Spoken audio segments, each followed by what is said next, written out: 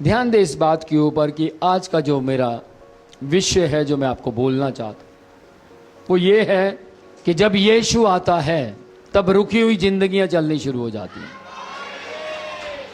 ध्यान दीजिएगा, बाइबल परमेश्वर का वचन कहता है 38 साल के विषय में, यूहन्ना 5वां अध्याय उसकी पहली आयत में पढ़ूंगा। ध्यान दीजिएगा, वहां लिखा है, इन बातों के पश्चात यहूदियों का एक पर्व हुआ और यीशु यरूशलेम को गया।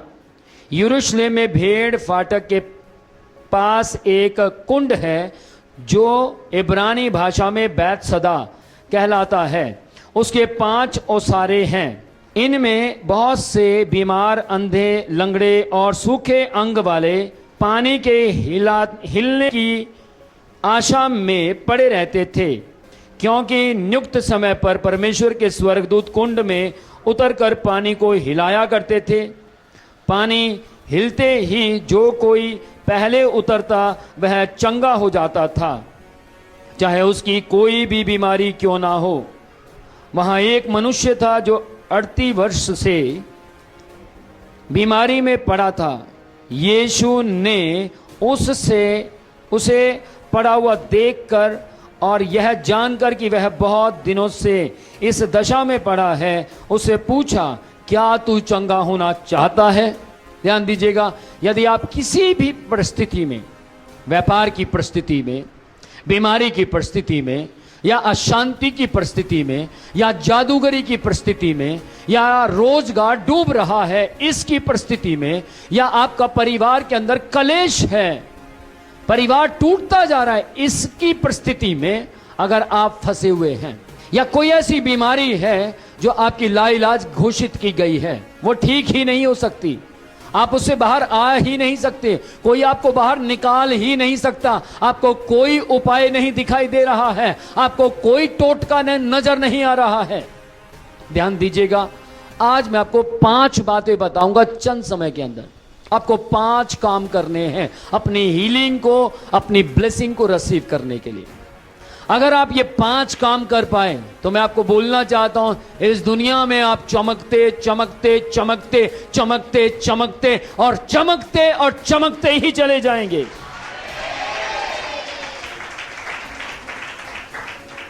पहली बात, आपकी समस्या कितनी भी पुरानी हो, कोई आपसे कहे आकर, बाप रे 52 साल से प्रॉब्लम है, अच्छा पिछले 17 साल से आपका बिजनेस नहीं चल रहा, ओ अच्छा आपका रोजगार डूबता ही जा रहा है, किसी ने कुछ कर दिया है, आपके काम को बांध दिया है, आपके बच्चे का ब्रेन काम नहीं कर रहा, ओ अच्छा आप सफल नहीं हो पा रहे हैं। मैं आपको बोलना चाहता हूं, यीशु मसीह के आते ही हर एक रुकी हुई परिस्थिति चलनी शुरू होगी।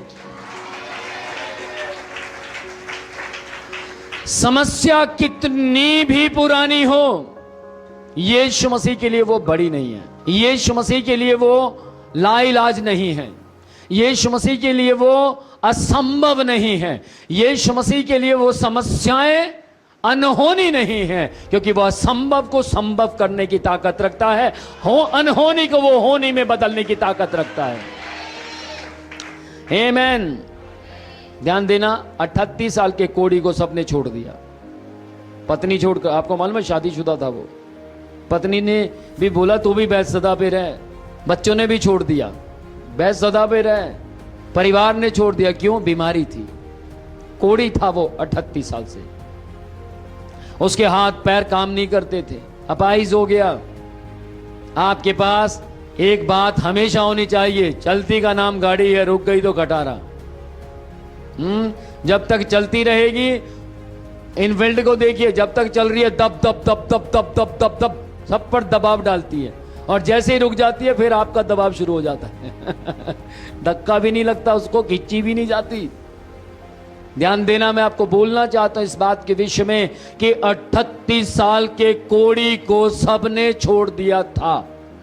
जो उसका आदर करते थे, जो उसको सम्मान देते थे, जिन्हें उसके अंदर क्वालिटीज दिखाई देती थी, सब छोड़कर चले गए। कैसे पता लगता है कि सबने छोड़ दिया था?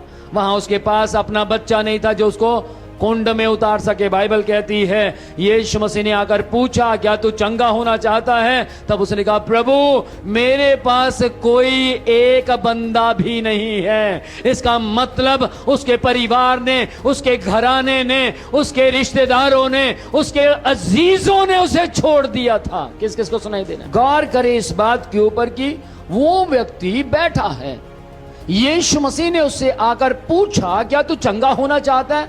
उसका रिप्लाई क्या था? प्रभु मेरे पास कोई कुंड में उतारने के लिए बंदा नहीं है। कुंड हिलता है, लोग चंगे होते हैं। कुंड हिलता है, स्वर्गदूत कुंड को हिलाते हैं। कुंड हिलता है, लोग उसमें उतरते हैं, लोग चंगे भी होते हैं। ध्यान देना, कुंड को स्वर्गदूत हिलाते भी हैं, कुंड हिलता भी है और बीमार उसमें उतरते भी हैं और बीमार चंगे भी होते हैं। पर अफसोस की बात है पिछले 38 साल से मैं वैसा का ही वैसा हूं। मैं चंगा नहीं हो पा रहा हूं, मुझे समझ नहीं आ रही मैं क्या करूं। गौर करें इस बात के ऊपर। नंबर 2, यीशु पहले पूछता है। क्या करता है यीशु मसीह? पहले पूछता है क्या तू चंगा होना चाहता है? क्या तू खुश रहना चाहता है? क्या तू अपने रोजगार को बढ़ता हुआ देखना चाहता है? क्या तू अपनी अच्छी नौकरी अपने पास आते हुए देखना चाहता है? क्या तू अपनी सफलताओं में जय देखना चाहता है? पहले पूछता है परमेश्वर, बिना पूछे कुछ नहीं करता। वो आपके रिप्लाई का इंतजार करेगा, वो आपके हां और ना का इंतजार करेगा। बाइबल कहती है यीशु मसीह ने हमेशा पूछा तू क्या चाहता है, मैं तेरे लिए क्या करूं? अंधे ने कहा प्रभु मैं देखना चाहता हूं। याईर की बेटी थी, याईर से पूछा तू क्या चाहता है? आमीन। यीशु मसीह ने 12 साल से जिस औरत का खून बह रहा था उसको, ध्यान देना, उसको भी पूछा था। कैसे? उसको मालूम है, वो मन में कहती थी अगर मैं यीशु को छू लूंगी तो मैं चंगी हो जाऊंगी। उसको मालूम था कि यीशु मसीह केवल विश्वास से ही चंगा करता है। उसने सुना होगा कि यीशु मसीह एक ही बात कहता है, जा तेरे विश्वास ने तुझे चंगा किया। इसका मतलब क्या? यीशु मसीह एक ही बात पूछता, क्या तेरे पास विश्वास है चंगाई को लेने का? आमीन। जरूरी नहीं है कि यीशु मसीह बोलेगा तो इसका मतलब वो पूछ रहा है। कई जगहों पर उसने बोला भी नहीं लेकिन फिर भी पूछा। आमीन। गौर कर इस बात के ऊपर, यीशु मसीह पहले पूछता है। जब कई से पूछा क्या तू चाहता है मैं तेरे घर आऊं, है ना, आज तेरे घर में जाऊंगा। आमीन। गौर कर इस बात के ऊपर, वहां पर यीशु मसीह ने पूछा क्या तू चंगा होना चाहता है?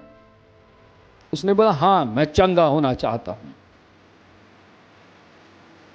सवाल आज आपके सामने भी है, यीशु मसीह आज आपसे भी पूछ रहा है क्या तुम हमेशा की आशीषें बनाए रखना चाहते हो? क्या तुम हमेशा कांग्रेचुलेशन सुनना चाहते हो? क्या तुम अपने फेस पर हमेशा स्माइल चाहते हो? क्या तुम हमेशा जश्न मनाना चाहते हो? तो प्रार्थनाओं में आओ। परमेश्वर क्या कहेगा? आज्ञा देगा, कमांड करेगा। तो आराधना में आओ, तो प्रार्थना में आओ, तो पवित्र जीवन में आओ, तो परमेश्वर की महिमा करने के लिए आ जाओ। धन्य है वो परिवार जो गलत बातों में गलत बंदों का साथ नहीं देते। धन्य है वो परिवार। एक फैमिली में अगर एक बंदा भी मजबूत हो गया, मैं अपनी फैमिली में मजबूत था। कई बार ऐसा वक्त आया जब मेरी मां कमजोर पड़ गई। कई बार ऐसा वक्त आया मेरे पिताजी कमजोर पड़ गए। कई बार ऐसा वक्त आया मेरी बहन कमजोर पड़ गई। कई बार ऐसा वक्त आया मेरे भाई कमजोर पड़ गए। लेकिन मेरे ऊपर एक क्रेज था, दर्शन था, विजन था, योजनाएं थी, इसलिए आगे बढ़ता रहा।